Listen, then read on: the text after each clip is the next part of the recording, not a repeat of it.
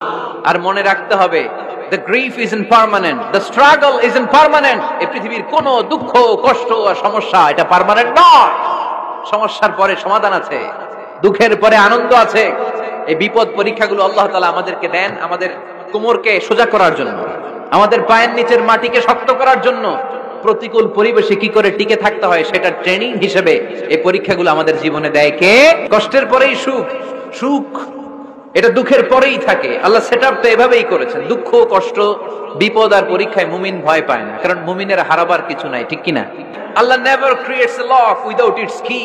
আল্লাহ এমন কোন তালা বানায় নাই যেই তালার জন্য চাবি বানায় নাই, ঠিক কিনা? তালা যদি বানায় ওই তালার কি আছে? সমস্যা যদি থাকে ওইটার কি আছে? এজন্য কষ্টের পরে আনন্দ, দুঃখের পরে সুখ চিন্তা করার সুযোগ নাই। কেউ যদি আমারে কষ্ট দেয় আমি বদলা নিতে চাই, ঠিক কিনা?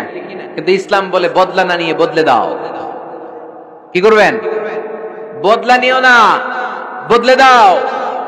আল্লাহর কাছে বল, বন্ধুর কাছে বলার আগে, স্ত্রীর কাছে বলার আগে, ফেসবুকে শেয়ার করার আগে কষ্টের কথা শেয়ার করব কার কাছে? বিশ্বনবী সাল্লাল্লাহু আলাইহি ওয়াসাল্লাম আমাদেরকে এটাই শিখিয়েছেন। এই শিক্ষার মধ্যে দিয়ে গোটা বিশ্বকে তিনি চেঞ্জ করে দিয়েছেন। তার নাম আওয়াজ করে বলতে হবে, তার নাম মুহাম্মদ সাল্লাল্লাহু আলাইহি ওয়াসাল্লাম। আমাদের জীবনে যদি বিপদ নেমে আসে আমরা কি চিন্তিত হই? কথা বলেন। আমরা তখন সবর করি, কি করি? আর সবরের সওয়াব আছে না নাই? কারণ মুমিন জানে রাত যত গভীর হয় অন্ধকার তমানিসা বেদ করে সুবহে সাদিক হয়। মুমিন জানে গর্ভবতী নারীর পেটের যন্ত্রণা যত বাড়তে থাকে নতুন মেহমান আগমনের সময় ঘনাতে থাকে, ঠিক কিনা? মুমিন জানে মুমিনের উপর বিপদ কষ্ট যত বাড়তে থাকে সুখের সময় ঘনাতে থাকে, কাছে আসতে থাকে। চিল্লায় বলেন ঠিক কিনা? এজন্য আল্লাহ বললেন ফাইন্না মাআল উসরি ইউসরান, ইন্না মাআল উসরি ইউসরা। ও নবী চিন্তা করবেন না, পেরেশান হবেন না। মাক্কি জীবনে আপনার দুঃখ কষ্ট, কিন্তু কিছুদিন পরে ইমাদানি জীবনে আপনার জীবনে সুখ নামিয়ে দিবে কে? আপনার জীবনে আনন্দের বন্যা বইয়ে দিবে কে? মোটিভেশনাল সূরা, পেইন রিলিভিং সূরা।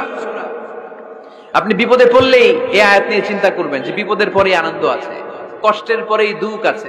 সমস্যা যেমনি আছে সমস্যার সমাধানও। কথা বলেন, সমস্যা যদি থাকে ওইটার সমাধান আছে না নাই?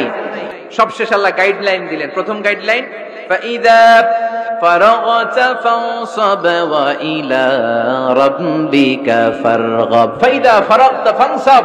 হে নবী, যখন আপনি দাওয়াতি কাজ করে করে রাষ্ট্রীয় কাজ করে করে একটু ফুরসাত পাবেন, অবসর পাবেন, ফানসাব ফিল ইবাদা, আপনি একটু ইবাদতে মশগুল হয়ে যান, আপনি একটু দোয়ায় মশগুল হয়ে যান।